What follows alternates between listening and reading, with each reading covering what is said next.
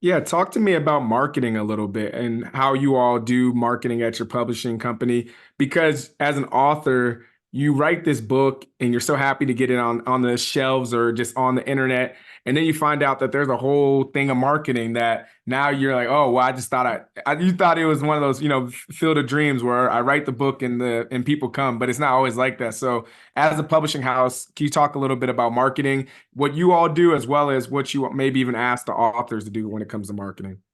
Right. So it's funny you say that, like, because when I did publish my first book, I thought, oh yeah, I just publish it and I'm gonna be a New York Times bestseller at the end of the week. Like I don't have to do anything. And then after a week came, and I was like, why am I not a I'm like, what happened? Like I'm not famous yet. What happened? So I had to go back to the drawing board and do research and realize that regardless, this is another tidbit kind of for readers and listeners, that regardless of what type of publishing route you take, whether you're traditional, whether you're indie, whether you're hybrid, whether you even do vanity, which it's its own thing, but whichever one you do, you are going to have to market your book. I don't care how big of a publishing deal you got with whoever, you're going to have to market your book, because every publishing house is not just you they're publishing. It's not just you they have to market. They have to market you and maybe 100 other books that are coming out that week.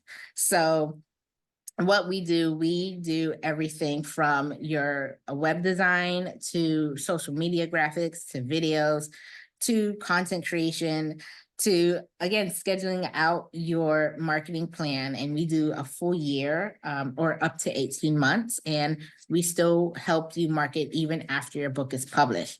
And that's through book tours, that's through interviews, that's through speaking engagements. So we, again, us and our partners, we help, again, the author be proactive in marketing their book. Like I said, we are not just going to put you on the side, say, okay, they give us your book, we'll do everything. Like, no, we're going to be like, okay, how do you want your website to look like? How do you want your branding for your social media content to look like?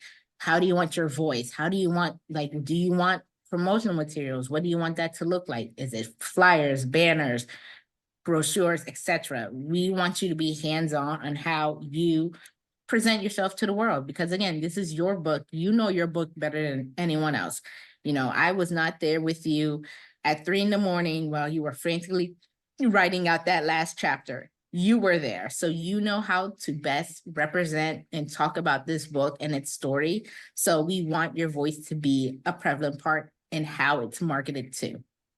Yeah, and marketing's changed so much now. So you have, of course, you have social media, you have this physical, you have in person, like figuring out all those different mediums to make the book pop for people. So do you all do a lot of book fairs as well, or what do you think about as terms of Oh, in-person marketing versus, say, on the internet?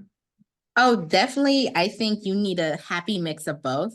I was just at a convention last week, no, a week of 2 weeks ago, in Greenville, South Carolina. So I definitely am always down for in-person marketing. I think it's great doing book signings. I think they're very good, especially when you're trying to connect with local bookstores and others in your community, and you always find other opportunities to meet new readers, to meet new partnerships, collaborations. So definitely doing in-person marketing is just as great as doing social media marketing. Again, social media can be sometimes a little less hands-on, but it's still a focal point because we all are in this digital world.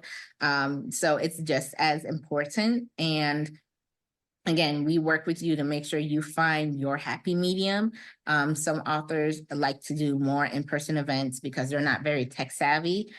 Some like to do more virtual events, more podcasts or interviews, or Q&A sessions or lives. So again, finding that happy medium for you, but knowing that there has to be a medium. So you have to, yes, you have to go out. I know if you're an introvert and you don't like people and you have to do it. I promise you, it's going to be a good thing. You have to do it.